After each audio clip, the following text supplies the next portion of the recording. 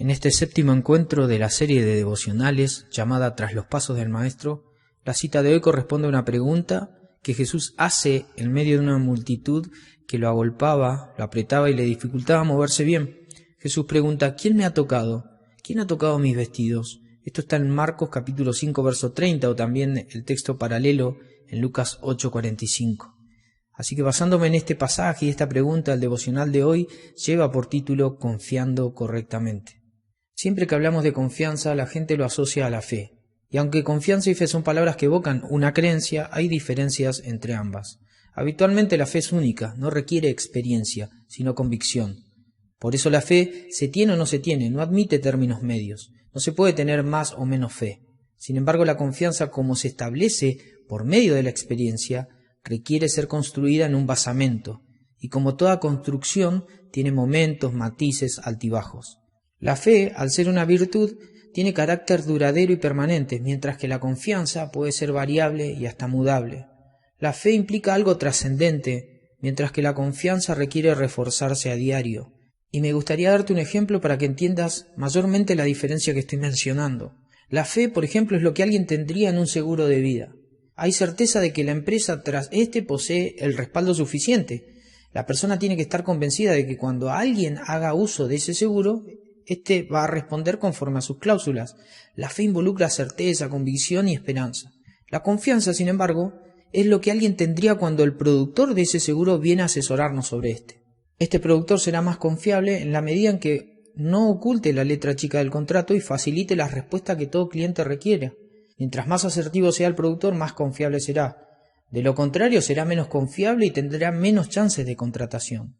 Si volcamos entonces estos conceptos a Dios, parece unívoco decir que el mismo Dios que nos llama a la fe es el que nos exhorta a confiar en Él. Cuando Dios decide salvar a los que ponen su fe en Él, lo hace partiendo del mismo carácter fiel con el que también nos llamará a confiar en Él en medio de nuestra experiencia.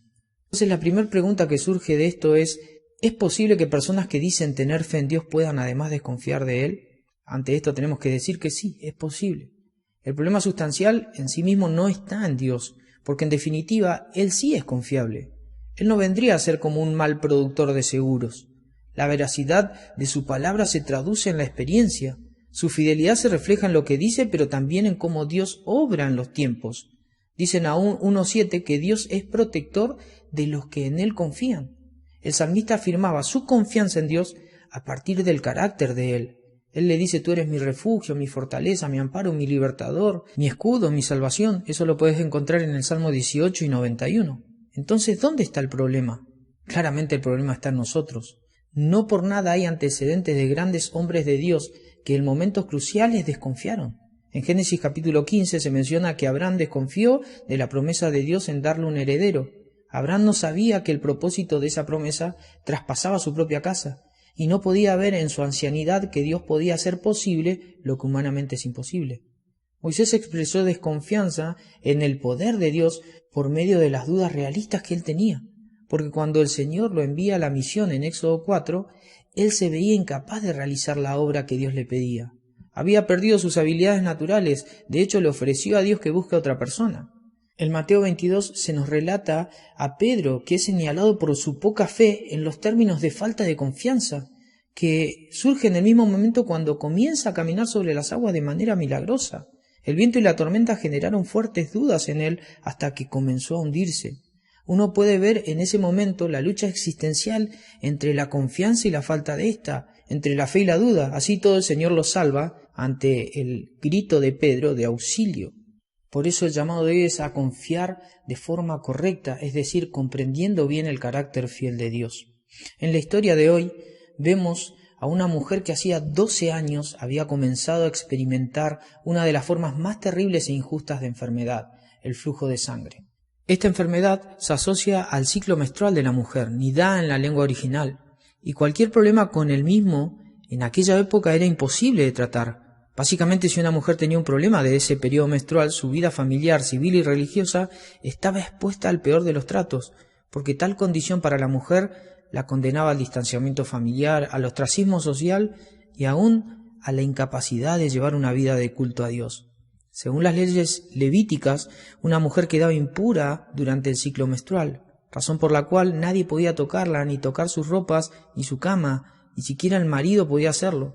Ella debía esperar 7 días y luego darse un baño ritual, de esa manera incorporarse a su vida habitual. Ahora, si los periodos menstruales se acrecentaban, la mujer temía mucho en cuanto a su condición, por lo cual ella esperaba no solo a que ese ciclo termine y su alteración, sino además 7 días más para que en el 8º día lleve 2 tórtolas para ser ofrecidas en purificación. ¿Qué pasa entonces cuando un flujo se volvía incesante? Bueno, hoy la medicina define clínicamente esa situación como polimenorreas, es decir, sangrados repetidos en periodos menores a los normales.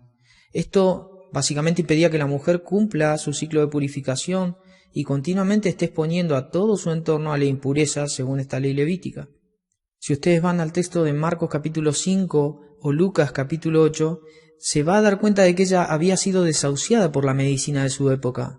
No solo había hecho ella lo posible, sino que gastó todo lo que tenía. Sin embargo, no había recurso hormonal sintético para poder mejorarla. No había hierbas medicinales ni pociones aún peligrosas. ¿Cuál sería su dolor entonces? Es que si pensamos, previo a esos 12 años de sufrimiento, ella llevaba una vida normal. Esto fue hasta que se desató esta calamidad por la prolongación de su periodo menstrual.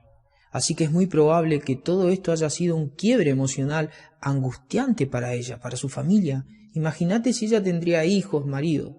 Uno puede vislumbrar el dolor físico por la enfermedad, pero también el dolor emocional ante tanta pérdida, dolor espiritual porque no podía participar de la bendición que era el culto a Dios en el pueblo de Israel.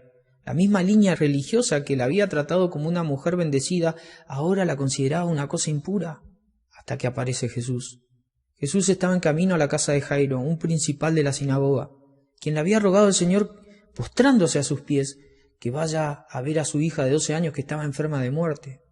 La situación más angustiante parece muchas veces volverse caótica, porque en ese camino el Señor debía enfrentar a una multitud de personas que lo agolpaba, lo presionaba y le impedía avanzar con relativa velocidad. Había una niña que se moría.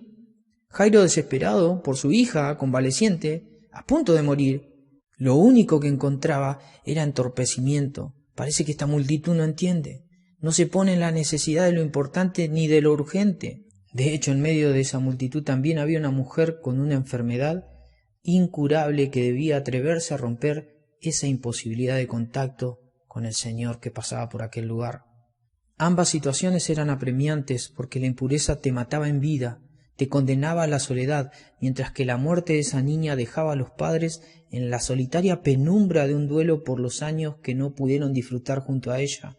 Nada sería fácil, la confianza en momentos de debilidad es realmente muy difícil. Y mientras Jesús avanza entre la multitud, aquella mujer escucha hablar de él. Oye que en aquella multitud estaba el que dominaba la enfermedad con el poder de su palabra, así que pensó para sí, con solo tocar el borde de su manto, de su túnica, quedaré sana. Así que se acercó por detrás de la multitud y tocó su manto y al instante fue sanada.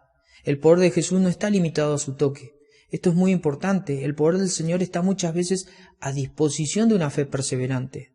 Jesús se vuelve a la multitud al darse cuenta de que su poder sanador había salido de él y pregunta, ¿quién tocó mi túnica?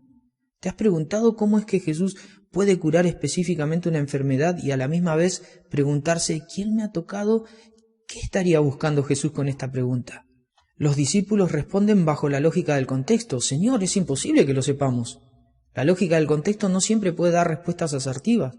Lo único que puede decirnos es lo que obedece a la realidad natural, pero no a la sobrenatural. Jesús sabía que de él había salido poder y la multitud no podía responder esa pregunta. Solo una persona, y era aquella que había creído que Jesús tenía poder para curarla de su enfermedad incurable.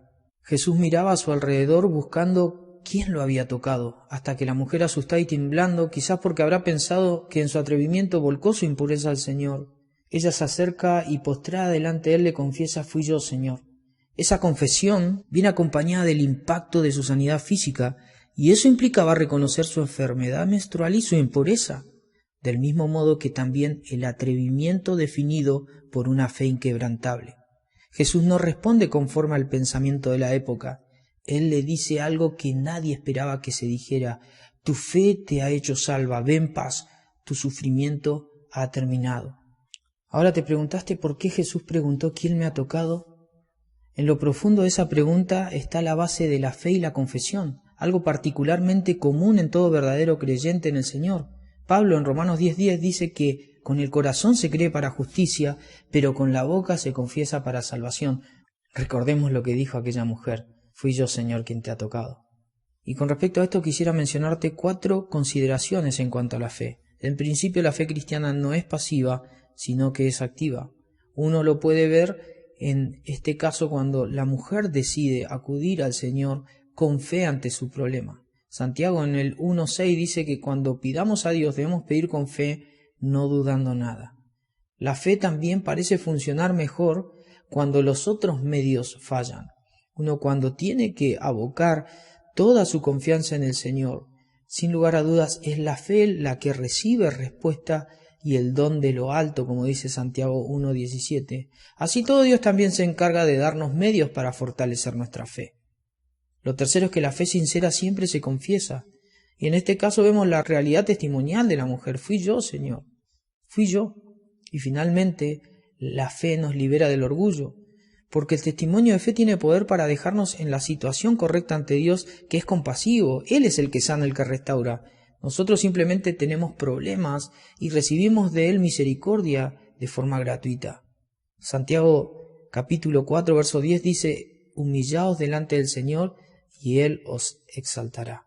Teniendo en cuenta esto, entonces lo bueno de nuestra fe no está en virtud de lo que esperamos, sino en el objeto donde nuestra fe descansa, que es nuestro Señor y Salvador Jesucristo.